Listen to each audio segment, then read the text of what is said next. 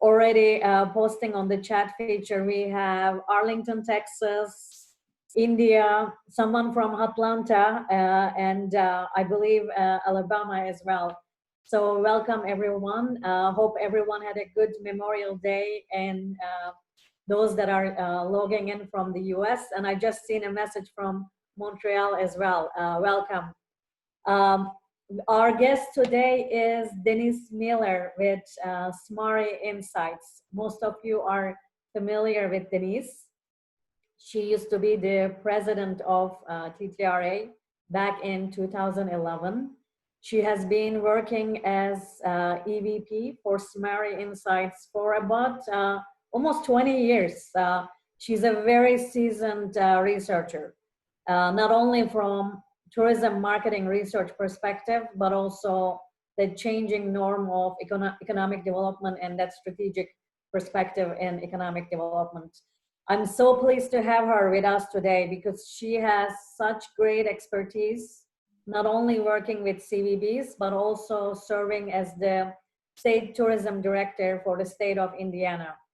A couple personal things about her. She loves to travel, she loves to knit, and one reason she loves to travel is people are welcoming and friendly.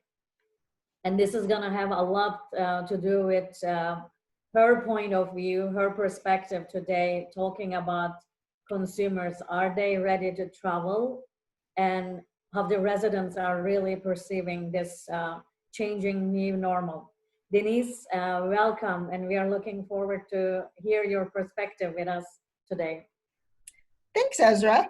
I'm happy to be here with everybody today, and I have to say it's I think a really interesting time to be doing this presentation. We actually started talking about it at least a month ago, and at that point I think everything was on hold, and most people were under stay-at-home orders, and there was a lot of things going on, and to do it right after Memorial Day. And some of the things we saw in the US, I think, is a really fascinating time. We've all had heard there was some pent-up demand for people going out. I think what we saw over Memorial Day, certainly if you look at the news stories, is there's been a focus on where there were groups of people and crowds of people and lots of people going out. So there definitely, if you just start reading the news stories, it seems like people are traveling again. But I think some of the research that we're doing, some of the research I'm seeing out there doesn't necessarily support that picture. It certainly makes it, I think, more nuanced than that. I just was looking at the latest Destination Analyst weekly tracking study that they did, and they said only 5.9% of the people reported taking a Memorial Day weekend trip. We just did some research. We did a study the week prior to Memorial Day. We just did some research over Memorial Day. And I think we're seeing more of those kinds of numbers. Just as a basis, in our latest study, we asked people where they were in terms of were they under stay-at-home order, things like that. And 30% of the people nationally are still under stay-at-home orders. And I think again, what we read about a lot is all the states that are opening up, but even within states that are opening up, in lots of individual cities are not yet opened up. And so I think it's important to realize that even though things are starting to move and there's lots of things happening, there still are a significant number of people who are not able to travel at all. And among those who are, there's still lots of concerns. It was interesting in the most recent surveying that we did, we generally saw some more positive attitudes in terms of people were starting to be interested and think about doing more things and going out of the house, but the likelihood to travel in the next year actually was less positive. What we saw is the number of people who were planning a trip stayed steady, but the people who said they were very likely changed to somewhat likely. So I think there's a lot of uncertainty. We also saw that supported by some general behavioral statements. Only 11% of the people said that they're in their normal life ready to resume normal life and go out and do things. about 30% said they are ready to start going out somewhat, but still only want to go where they're safe. And 59% agreed with the statement that I believe it is still safer to venture out as little as possible and stay at home. So I think while we're seeing some pent-up demand and we're certainly seeing people do things, I think a lot of that is still local people, and the level of travel is low. This is some data from the study that we did right before Memorial Day weekend, and asked people their likelihood to travel over different periods of time. And you'll see that only 8.6% said they were already planning a trip or very likely to travel in the next month. 23.6% said they were likely in the next 3 months, and it goes up to 52.4% in the next 12 months. And what's really interesting about this is we screen people in this study to be people who say they normally take at least one leisure trip in a year. So even among people who are regular travelers, if we look a year out, only about half of them say that they're likely to travel. So there's definitely some concern. There's also the other thing that we're hearing more qualitatively is people are booking travel for the summer, but they're not sure they're actually going to take it. I hear a lot of people saying, well, I'm booking, a trip the end of July or in August, but I'm going to look at what's happening, whether I decide whether I actually go or not. So again, I think that it's an uncertain time. People, they are anxious to get out of their homes, but there's still a great deal of concern about whether it's safe. And as we'll talk about, that's one of the things in messaging that they're very interested in. I also think the reality is that as destinations, if we're trying to attract visitors, especially over the next 3 months, that's actually not a very huge audience. And so I think it's important if you're a destination and you're starting to think about marketing again, is that a good idea? We're going to talk about some of those factors. Who is it that is going to be ready to travel? What are they wanting to hear? And what are the issues in terms of your local destination? Are they actually even willing to welcome travelers back to your destination? What I want to talk about next is a little bit, we looked at, since I think for many of us, the summer season is a prime travel season. If you're a destination, that's what you care about. So we looked at the people, this 23.6%, who said they're likely to travel in the next 3 months over that summer season, to kind of understand who those people are. So as we start to think about marketing, who might be that initial audience that we'd be going after. And I think it's been fascinating, and I'm actually going to start with some of the things we found that doesn't define those people, and some of, I think, again, there's lots of opinions. One of the things with the 24-hour news cycle is there's lots of information out there, and lots of it is, if you look at it, isn't necessarily based on data. It's someone's opinion or what they heard. And one of the most interesting ones I've heard a lot is that the people who are going to travel first are young people. And definitely, obviously, I think when things were closing down, we saw it with some of the young people on spring break, and I think some of that was timing, who definitely were going, partly because they were told that they weren't at risk. But what we're finding now is, if you look at that group again that I said that are ready to travel, it's not the younger audience. In fact, millennials are some of the most cautious group, least likely to travel. If you look at the average age of the people who are ready to travel versus those who are not, it's only a year difference in average age, and actually those who say they're ready to travel are a year older. So I think it's not just go after the young people, because that's not necessarily going to be the audience. Region of the country, again, I think if you look at the many of the news stories, they would suggest that there are parts of the country where there's less concern or more concern. We did not find that. If you look strictly at regions, the attitudes did not differ significantly by region. Also, it didn't differ significantly by education. So I think those are some of the things that did not make a difference. There are several things that did make a difference.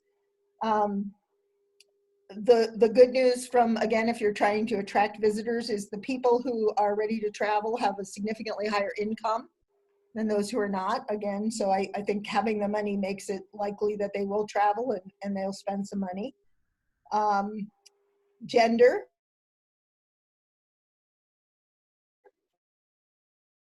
People who are likely to travel were significantly more likely to be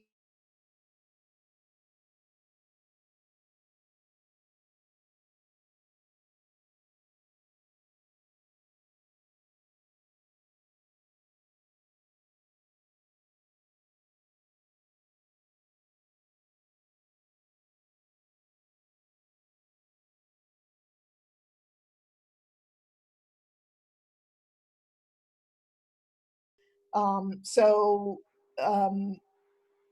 in our sample, which broke down, if you look at the country, it breaks down roughly a third Republican, a third Democrat, a third independent. Among the ready to travel, it's 42% Republican, and significantly less. Democrats are obviously significantly less, and independents come out there in the middle. But so it's really interesting where it's breaking down politically. It's also interesting because if you look at a variety of different things, there's also differences in terms of what they're willing to do in terms of precautions they're taking. So the people who are ready to travel, who tend to be more Republican, are also less likely to say they're willing to wear masks, practice social distancing, some of those issues. So again, I think this is going to become an issue because, as we'll see, the people that might be most willing to come to your communities first might not be the people you want most in your communities and your communities are willing to have. It is interesting though, because across groups, whether they're willing to travel yet or not, we asked them what kinds of messaging they'd want to hear to make them feel comfortable going to a destination. And across all those groups, they said cleaning and sanitizing protocols. They want to know that something's being done to keep them safe. They also want to know that a destination has a clear, thorough plan in place to safely and gradually open up. So I think this is going to be one of the challenges for destinations, is where we're used to our advertising and our marketing and our messaging being focused on here's what there is to do, how much fun you're going to have, those kinds of things. You're going to have to in some way be telling people about your efforts and what your community is doing, and whether that's part of your direct advertising or whether that's augmented through social and public relations and things like that. Again, I think the destinations where people feel that things are being done properly are going to have a competitive advantage over places where they think they're not. And so again, I think you're going to have to take that into account. People also are very interested in hearing about cleaning procedures for specific types of businesses. So I think it's not even going to be enough as a destination to make sure that your city or your county or your state has a plan. You're going to have to make sure some of the businesses do, because obviously, as we saw with some of the videos over Memorial Day weekend, all it takes is one business in your destination who is flouting the regulations and becomes a news story to taint the vision of your whole destination in terms of whether it's a place that's safe to go or not. So I think that there's going to be a need as a DMO to get more involved at a lower level than we've had to in the past, to make sure that there aren't situations that really harm your reputation and harm your brand. There's also for destinations some good news, bad news in terms of your community support and your community situation. Again, one of the things I heard talked about a whole lot when we started into this situation was the outcome that we really believe that this would maybe help residents realize how important tourism was, because when you take it away and suddenly it's gone, wow, we haven't had this kind of situation where the sudden cessation. And if you look at this slide, we looked at this, and again, people agreeing that tourism is important to local businesses and to my local economy. You can see that across all the different types, rural, large city, suburban, the majority of people were agreeing with that. And so again, I think that's very positive in terms of people are seeing that tourism is important to local businesses and the local economy. So that has helped establish our industry and what it means to our local communities. So that's very positive. On the other hand, I think there is some bad news in terms of, at this point, if you look, this is a really concerning statistic in terms of I'm ready to welcome tourists back to my area. You can see the number of people who agree with that, top two boxes agree with that, is only about 20%, regardless of, again, your type of destination. And the people who disagree with that is at least twice as big in every case. And so I think there's some significant challenges that we have, that while as a destination, you may be anxious to start advertising and inviting people back to your destination, and your residents do understand the importance of tourism, that doesn't mean they're necessarily ready to welcome people back. And so you could get backlash if you are advertising and people come. I think there's even more opportunity for backlash because some of the people who are ready to travel are those least likely to want to follow all the safe procedures. And so again, I think you're going to see some situations where destinations do advertise, get people to come back, and then definitely see some backlash from their citizens. So I think one of the challenges as a destination where we've seen in the last few years that we needed to focus more on residents. In many cases, that was more a sustainability issue, but we saw residents saying there's too many tourists, and there was concern. And so we've learned that perhaps in many cases we need to understand and do research among residents as well as consumers. But I think that, again, continues, and perhaps even more strongly is the case as we go forward, to make sure that we don't squander the goodwill that we have generated in terms of residents understanding the importance of tourism, and create a situation where they are so negative on the negative impacts that, again, we lose that positive benefit that we gained. So I think that was most of what I wanted to present, and I'm gonna stop. But I think it is really a very challenging situation as a DMO, because you not only have the challenges of how do you get people to come, but how aggressively you should do that now, and how you balance those situations and make sure things are working. So I'm going to stop and I know Ezra said there were questions coming in. So thank you, Denise. And we had more individuals placing where they're logging in from Montreal to Toronto, Ontario, Indonesia, Bangkok. So we have a international group as well as US, and I saw another person logging in from Utah. And we'll be taking questions through the chat feature, so please feel free to submit your questions. I'm going to go ahead and start a few questions with you, Denise. I think from the residents' perspective, that's everybody's eyes are on the residents right now. They are the most critical group, and recovery is going to start at home. Recovery is going to start with the residents first. So looking from that lens, what are your recommendations to our participants today? What signals should they be looking for from a metrics measurement perspective? Is that a new KPI that we should really put on our playbook from a tourism perspective? Any advice you can give to everyone, because you have been doing this research for a long time and you have seen the evolution from a resident's perspective. Yes, you know, it's interesting because we did some research for TTRA a couple years ago for Marketing Outlook Forum among residents to understand, and it was kind of interesting because we found then that one of the things that was most important was, were residents proud of their destination? And my guess is that continues to be the case, and we've seen that a little bit. Some of the research we did was exploring how people felt their destination did in addressing the pandemic. And when they feel their destination has done a better job of addressing it, they feel a little bit more comfortable in welcoming tourists back. So I think that's going to be one of the issues that you have to look at. But again, I think that you definitely need to have some KPI and looking at what residents are saying, whether you do that through surveying or social media or finding out where they're ready, and really being sensitive to marketing. And it's, I think, challenging because there's a business perspective, and in many cases, those are the people that you hear from as a destination or DMO, is the businesses are saying we need visitors, we need visitors, we need visitors. And what you're not hearing from is the general residents who are saying, wait, we're concerned.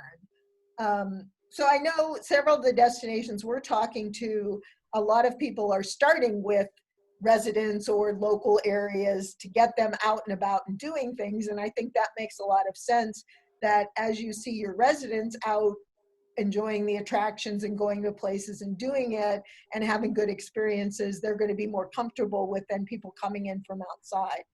And again, as I said, I think that one of the challenges is that DMOs are going to have to try to figure out is what is your role in making sure there's some kind of enforcement, so a few businesses don't really create a situation that puts you in a bad light and scares away a much larger group of visitors. Yeah, and also residents can really play a key factor in understanding what's happening with these changing regulations and travelers coming into the market. And that's a really perfect scenario for a DMO to build that trust and that communication network, so that they are informed and there's not a surprise factor. Because if all of a sudden everything is open and people are coming in, that can create angst amongst residents. So I think that communication platform, whether PR is augmented or partnerships are created, that really is going to build a bridge between DMO residents and tourism businesses as well. So John asked a question, do you have any indications of what residents want from tourism to feel safe? Particularly, is testing one of these criteria? We asked that recently about what they wanted. Testing came up a little bit, but I think it was more the regulation and the social distancing and mask wearing were things more like that people are following those procedures as much as testing. So I think at least in the US, testing hasn't come up as strongly. But it is interesting though, like we asked people about when will you travel, and about 10% of the people, it's like not there's a vaccine, you know, like I'm not going out at all till there's a vaccine. It's very diverse reactions. I also think that obviously as states are opening up, everybody's watching what's happening in terms of number of cases and number of deaths. And so that's going to make a difference too. Yeah, and I saw a discussion about testing being available in less than a year, where we can get over-the-counter testing. And if that happens, and if this is still a challenge for everyone, that could be, is that going to open a platform for digital passports? Are we going to share all kinds of information? Right. That has gotten some reaction abroad as well. Right. The next question is from Parasana, and this question relates to how could tourists negotiate the presence of constraints such as health, hygiene, fear to participate in tourism? If so, how can managers or destination marketing interfere to make this negotiation presence easy? Should people advertise single tours or family tours with no direct contact with other people? Yeah, yes. I mean, I think that that's one of the things that people want to hear different, you know, just even the safety procedures. We were talking, you and I, Ezra, earlier, I just saw something with, it happened to be Hilton, but you know, I think it's kind of thing where they were talking about how they have their app so you can check in without ever talking to someone. Your phone is what opens the door to your room, so you never have to even interact with a person at the hotel. They were showing how the room would be cleaned and everything was cleaned, and then the person would seal the door. So when you open the door, you know no one has been in that room since it's been thoroughly cleaned, and then they don't come into the room during the time you're there unless you ask them to. And so I think the same thing with tours. Like if you would know you have a tour where you're not in contact with other people, or it's a very limited number of people, those definitely are the kinds of things that in the short term especially are going to make people feel much more safe. I think there's some opportunities there too, which are interesting because as destinations, there was a move to try to get people off the beaten path for a sustainability. That's one of the things right prior to this. There was a lot of discussions about how do we get people off the beaten path. We were talking to the client from Utah who had a whole program to get people not just in their national parks, which had crowds in many cases, but get them to other parts of the state. And again, so I think some of that is very applicable now because that's what people are going to be looking for. Help me find the place that isn't so crowded. There could be some really good opportunities for states or destinations and social media where it's kind of like you're the nerve center and someone, sends in a question like, I'm at this park and it's busy, where's somewhere nearby that's not? And especially with cell phone tracking and things like that, there might be some really cool technology solutions to really help people and say, oh, wait, here, 5 miles away is this other park that has some similar features that's not near as busy. So I think there's some real opportunities. It's not going to be necessarily easy to implement, but I think if there's some destinations who can do some things like that, that becomes a competitive advantage. I totally agree. I think from a technology perspective, we are going to see a lot of revolution in different perspectives and really connecting the offline and online research. That will be a really different paradigm, and dispersion still continues to be a goal for many destinations, even in a time where there is no tourism, when tourism is at a halt. The next question is coming from Jen, and this relates to, does this insights also apply to readiness to visit domestic of regional tourist spots? Domestic or regional tourist spots? Yes, I think that people are, even within their own towns, I mean, I think people are just very hesitant to go out, and it's going to go slower and slower. So, I mean, it's going to go slowly at first. Hopefully it goes more quickly as time goes on, but I think it's depend on how comfortable they feel. And so, I think it makes sense as a destination to focus first on getting people nearby.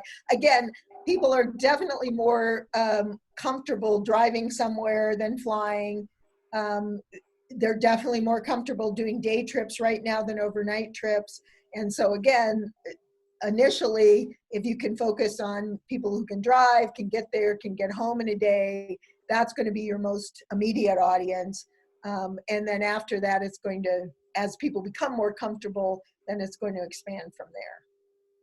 Denise, also, what do you think about looking at, especially from, I'm thinking from island destinations or some of the isolated areas that really depend on airplanes, airports, and international travel. They are really looking into private transportation, making it more affordable. They are also looking into testing on site, especially at the airport, so there are no quarantine requirements. Are we going to see more of these things applied? For instance, I heard that in Hong Kong right now, with all the regulations, it takes about 8 hours to get out of that airport, even with the limited number of flights. Is that part of the new norm, or is just going to be a pain point that we're going to address for now? More restrictions across the borders, or? Yeah, I mean, I think certainly in the short term, it's going to be the issue. And again, I think one of the reasons, I mean, we've been tracking international travel or interest in international travel. And it was kind of interesting because even for the first couple months, March, April, into early May, when we asked people how likely you're to take an international trip, it wasn't, it's not always a huge percentage anyways, but it didn't go down. And now it's going down. The last couple waves we've done, because again, I think people are seeing that even the opportunity to take international trips is going to be so much more challenging and so much harder. Now, again, once we get a vaccine, does that, hopefully some of that goes away, but in the short term, obviously the challenges with the virus where it's not even like, like in the UK, they want you to quarantine for 14 days because again, you can check if you have a fever, you can check a few of those things, but we know we've seen that doesn't mean you don't have the virus and you can't pass it along. So I think, and again, when we look at the surveys now, people are really not very comfortable. There's a small percentage that are comfortable flying right now. And again, that's just, we talk about the airlines and talked about what they were going to do to make that work. And then you see the video from the United flight where it was packed full. And again, it doesn't take very much to take people going, oh, wait, I really don't want to do that. So again, I think it's going to depend on how things are handled, and if there are private flights, or if airlines can show that they really aren't packing people into flights and they're doing things more safely.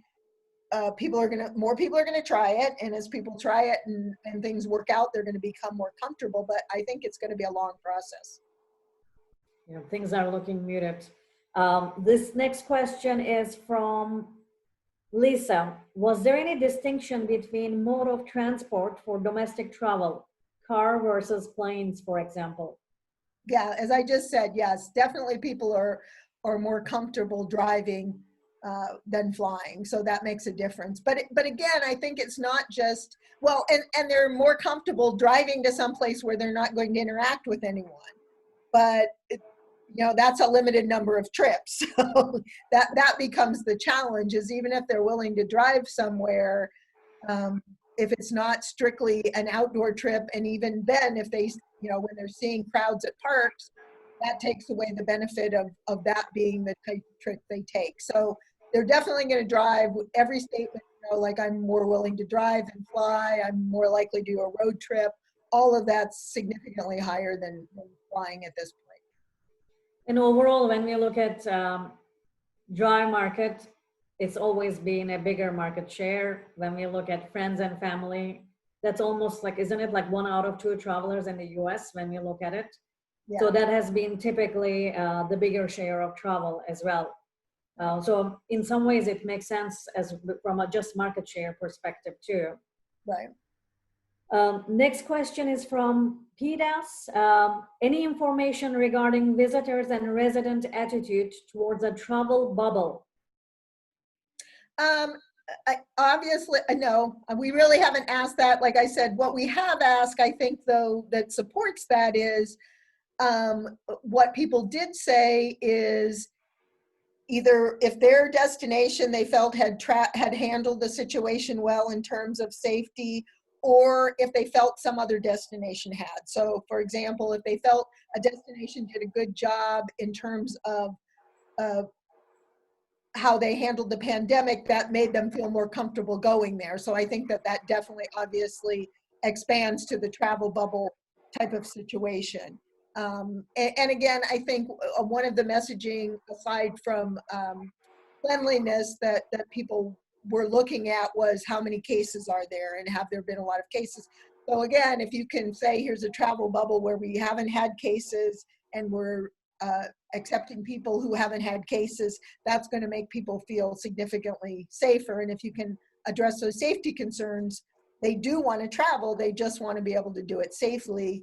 And it's hard for them in many cases to figure out how to do that. So I think travel bubbles probably, I'm not so much sure in the US, because I don't think we have any places that can really, it's hard to have places that really haven't had any cases and can do a bubble. But I think, yeah, like the New Zealand, Australia thing, I think for them has a lot of opportunity. And next question is from Liash. How do you see the future of leisure tourism, as now people are traveling only for their necessary requirements? I'm teaching tourism management in a university, but now I'm worried about job training and placement, as now tourism companies are now hiring. Well, I think the good news is that people still want to travel. The desire to travel is as strong as it ever was. So I think this is a situation we have to get through. Hopefully, at the worst, once there's a vaccine and we've addressed it. The challenge is that certainly could take a year or more. I think people are still going to travel in the meantime.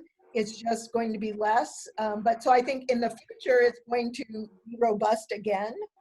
Um, what the total changes will be, I don't know. I mean, I think we can't totally predict that. But people, the interesting thing was, and just seeing this Memorial Day weekend, people want to get out, people want to travel. They're definitely going to travel again. It's just they're going to take a while to get back to where they feel safe. And I think they're going to change in the short term their patterns to try to be as safe as possible. Yeah, I feel like when COVID-19 hit, it almost felt like we stopped living Mhm. in so many ways. And travel is such a lifestyle industry. It's in everyone's lifestyle in today's environment. So I totally agree with you, Denise. Things are gonna turn around, but it's gonna take a longer time. I think your survey shows that too. I mean, that 1 out of 2 thinking about travel in the next 12 months, that's an eye-opening number. At the very beginning, we were expecting that V-shape recovery. Right. I think we were more optimistic than the situation is. So things are going to take time. But one thing I want to touch upon with this question is jobs and training. Oftentimes, our industry does not have the understanding or knowledge of what the jobs are. Oftentimes, tourism jobs are viewed as very low paying. People who work in tourism cannot afford a living. Those things are always on the surface. So how do we make a case for tourism jobs in terms of educating decision makers and even educating investors? How do we build that confidence? I think that's going to be a bigger and bigger platform when we look at the recovery. Well, and again, I think it's probably interesting that while people have said they're not high paying, when they're gone, it was a big impact. And so I think the value of the industry is more clear to people than it's been in a very long time. So I think we have to build on that, and we have to remind people that it is really important. And then I think we're seeing that the jobs have to be more skilled. They're going to be more requirements when all these things are happening and keeping people safe. And so I think it's an opportunity that we really have to take hold of and make our case and continue to do that as we responsibly get the industry back on track. Thank you. And next question is again from John. Any indications of whether the fear of international travel applies to Hawaii, Puerto Rico, the US Caribbean? I think the challenge is anywhere you have to fly is more challenging right now because people are definitely still concerned with flying, and a minority are express any willingness to get on a flight right now. Now again, we're hearing people are starting to book flights. This is one of those situations where I think it'll be really interesting for some of the companies that do advanced booking tracking to really be good about tracking what's booked and what then actually happens. Because again, I'm hearing a lot of people saying I'm booking things. I heard a story about somebody who booked airline flights down to Florida and now has decided they're gonna drive because as it gets closer, they're still not willing to go on a flight, but the prices were really low, so they booked it. So I think we're gonna see some of that happening too, where things are booked, and then if things go well, people will take advantage of them. If there's more outbreak, if they see numbers in a destination going back up in terms of cases or deaths, then they're going to cancel. Or if they see it around them, I think in their own community is also going to make a difference if they feel like things are out of control. So the other thing I think is not only is recovery going to be slow, I think it's going to be very uneven in different parts of the country, and not so much regionally, but just different areas, and what people are seeing is really impacting how they're reacting and how safe they feel.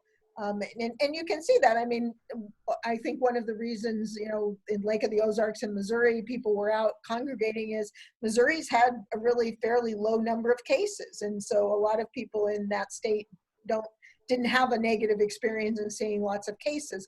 Or in other parts of the country where they've seen a lot, they're much more cautious. So again, from a marketing perspective, that's going to make us get really smart on where are the people most interested and willing, and how can we tap into that, and not just go to the big city next to us, because the city people may be less interested than some of the more rural areas around there, where you may have a better opportunity to attract people.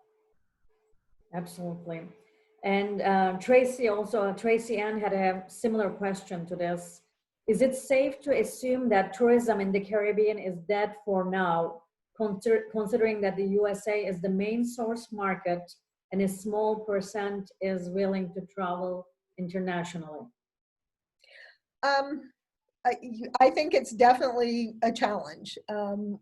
The good news is that for the Caribbean, to some degree, is the people who are willing to travel have more money. So again, as you were talking about, I think if there are interesting opportunities for private boats, private flights, some of those kinds of things may be an opportunity for some of those destinations. Obviously, the other thing that is really hard hit right now is cruise travel, because again, people are really hesitant to be booking a cruise right now.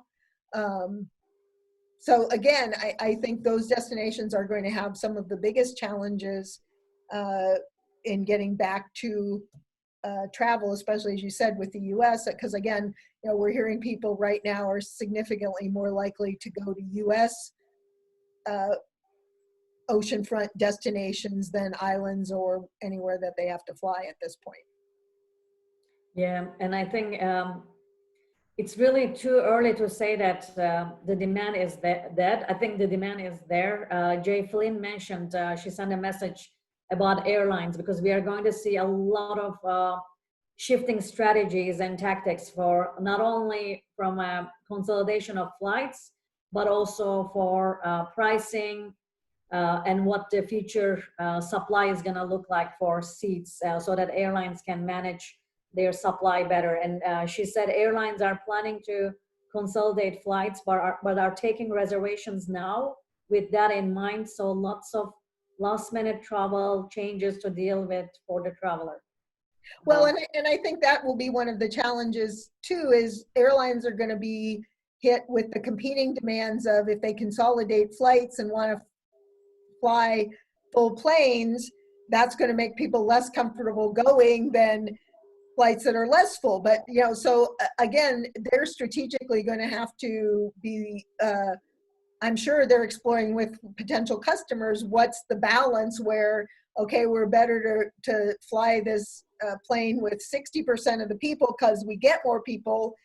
And if we go, because I know some of them are talking about that they're going to let people know if the flights are full. And again, if they start seeing people changing or canceling flights because they have to go on full flights, then they're going to have to make some decisions. But it's a financial versus a perception versus what you have to do to get people on the flight. So I think that's going to be the most and that's, I think, one of the unknowns that we don't have a handle on as DMOs is what are the creative things that the businesses can do to make people feel safer. Again, with the hotels, we're seeing some of that. We haven't seen it yet as much with the flights or with the cruise ships, but I'm sure they're going to come up with stuff because they have to. Yeah. And that could change the whole picture if they're really creative and can find some good ways to make that happen. That's going to make people feel safer. And again, I think the desire is there. It's just we have to make people feel safe. Yeah, and I'm really curious how pricing is going to work out moving forward, because we have seen prices drop a little bit, but not a really big drastic deflation in terms of numbers. And there's still, airlines are regulated, highly regulated by government just because of safety alone. So just recently, some service businesses started charging COVID-19 fee. Like I've seen that in Florida. It will be interesting how, is that going to really stick, or is it just temporary? Or if it sticks, like our airlines, is that going to be another taxation or another form of payment that goes into the fees? Those could be definitely part of the changes that we can see from a pricing perspective. But it's going to be very difficult for airlines or even any other business to manage revenue with such less capacity. And cruises, that's such a anxious and angst for the industry, how they're going to recover. Guyan has a really good question, and looking at things from a macro perspective. Experts are saying the pandemic will change global tourism landscape. What will the post-COVID tourism landscape look like? Will there be any macro level changes in the industry? If I really knew the answer to that, I would be rich. I think that's the unknown, and what they will be. Again, there are a lot of people who are saying they want to go back to travel the way they used to, but they don't feel safe. So I think that that's going to make a big difference.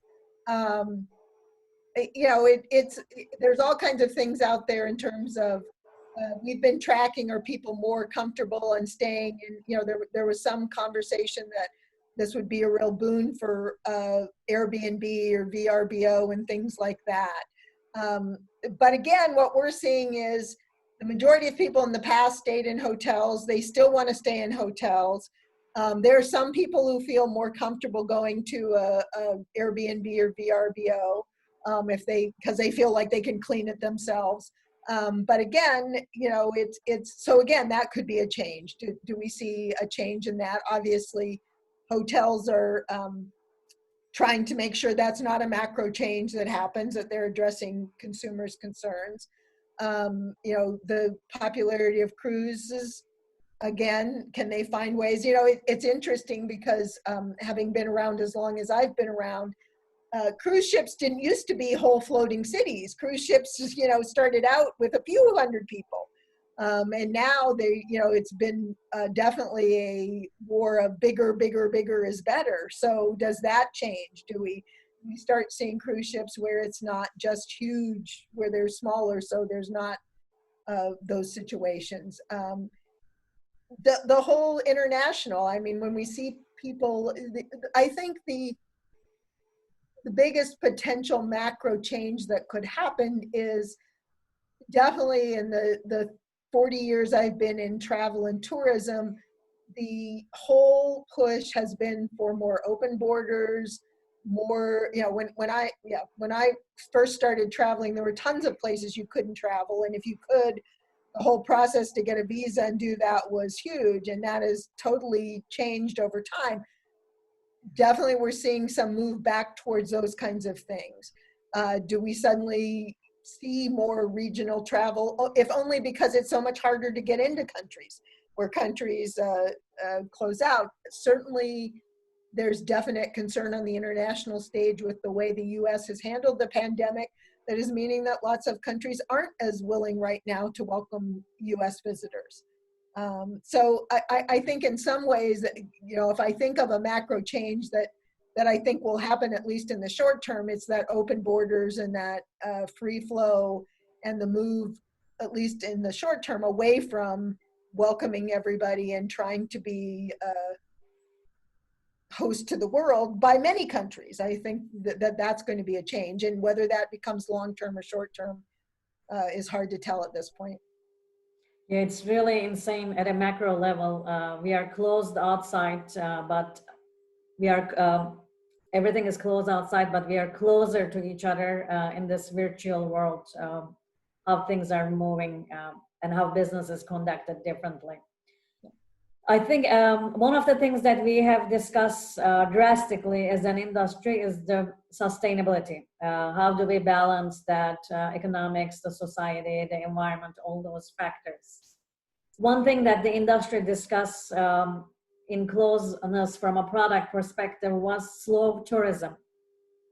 When you mentioned about Airbnb, rentals, sharing economy, or even vacation homes, I feel like that's going to be a sticking factor from a destination experience perspective. Do you see anything like that from slow tourism? What's old is new again, and that perspective and more meaningful? we are moving away from mass tourism, which is always going to be there, but the tides are shifting. It's changing right now.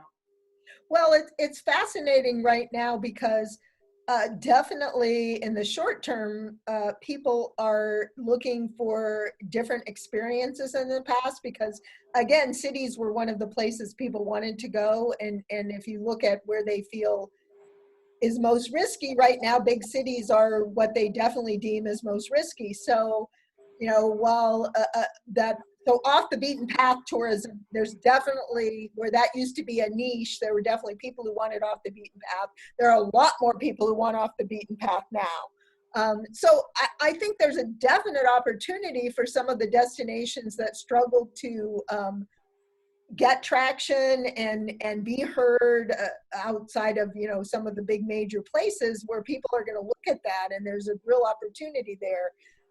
So that's a fascinating opportunity. And I hope, again, some of the rural areas, some of the areas, again, if people are wanting to hear, here's a place where there hasn't been much virus, where it's safe, where you aren't going to be elbow to elbow with lots of people. If that's your destination, now is your time. And hopefully you're taking advantage of it, because that's what people are looking for. And hopefully if you, as you introduce them to that, they're going to continue. I think that supports that slow tourism. And we've all talked about this, the benefits of some of staying at home and spending time with family and doing those things, and board games and movie nights and all those things. I think that can go into tourism, that the same kind of tourism experiences can become, people can experience them that would not have in the past and find they really like it and want to continue to do that. So that's I think the opportunity to look for is what have you not been promoting that you can, that will help, that will be appealing right now and then can grow to be appealing over time. Yeah, and I think, I wonder with that, if we are going to see perhaps less frequent travel and more longer stays, especially now with this remote work environment sticking. A lot of people are going to switch work schedules, flexible work, working from home. I can see families maybe taking 3 weeks or a month off and going somewhere and spending part of the summer there, and their daily life continues in a different area. That's another part of reality, perhaps, that we haven't had 2 months ago. This is how fast things are changing. I love the fact that when you mentioned about those travelers, 1 out of 4 who is ready to travel. And I thought the persona was so different than we anticipated. We were thinking they're going to be liberals, they are young, they're free to travel. And on the contrary, they were conservative, mostly. Age didn't really make a difference. There weren't much regional differences. I mean, I saw in the media, I think just a couple of days ago, it was LGBTQ travelers that are more likely to travel. So we are seeing all these nuances. How would you really, what is the psychology in this consumer that's really ready to travel? And because messaging, it's going to be so important, there is some trigger in their psychology. Well, and I think that I talked a little bit about it, but I think the psychology is that people are ready to travel now. And some of it I said is, I think some of it is places where they didn't see much impact from the virus. So they tend to be the people who think that there was an overreaction and that it is safe. It's not that big a deal. They don't have to worry about it. So again, it's like it's a very freedom. I mean, travel has always been freedom, but for them, it's like, I'm getting out of my house. Don't make me stay there. I'm not staying there anymore. I'm going. I'm going to do what I want to do. So I think that's the mindset. The challenge, as I said, is they're going to come to your destination and not necessarily take precautions. And if your citizens aren't ready for that, that can be a real challenge. So again, again, some of the rural areas, depending, who haven't seen much of the virus, may feel perfectly comfortable with that. There's an opportunity there. I think trying to figure that out, for some destinations, it may just mean waiting a little bit longer till there's a different group that's ready to go, or a different mindset that you're looking at. Because I think it was interesting, I think it was the governor of South Dakota was talking about, please let's not make wearing a mask or not a culture war. And I'm afraid, I think we have to be really careful, because I'm concerned that there could be some culture wars with, right now, the people who are ready to travel, who are saying pretty much, screw it, I'm going to do what I want to do. And our destinations who want to welcome people back, but in a responsible way. And so it's going to be, I think, a very fine line on how do we do it responsibly and promote well and bring the right people in the right, not rush too much. And again, as I said, I think you can easily, if it doesn't take many bad news stories like those crowds in the pools, to have a whole bunch of people not want to come. Again, you'll probably get some of those people who are like, those are my people, I'm going. But if your residents are happy with that, I think that's all great. Yeah, totally agree. Couple last questions before we sign off, and this is actually my last question to you. I know people are divided in so many ways. We are seeing this not only from just wearing a mask or the news, whether in all kinds of media, but tourism, even though it's a public entity, it's very politicized. So jobs, economy, the economics, that resident visitor balance, tourism as a brand supporting economic development, all those things are going to be key factors moving forward. Any advice that you have for, especially for destinations, in advocating and talking about those numbers to decision makers?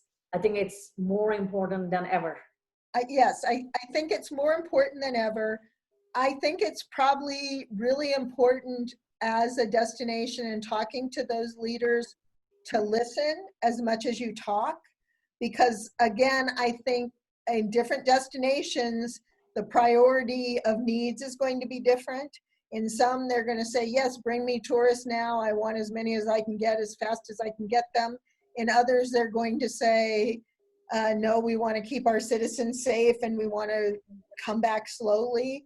So I think as a DMO, your role has to be understanding where your community is, or your state, or parts of your state, and how you can facilitate their needs. Because I think to the degree that you can match your goals with their goals, you're going to be successful. And obviously you can try to advocate for different goals and make them understand the reasons for that. But again, I think that we need to listen. We need to be sensitive to what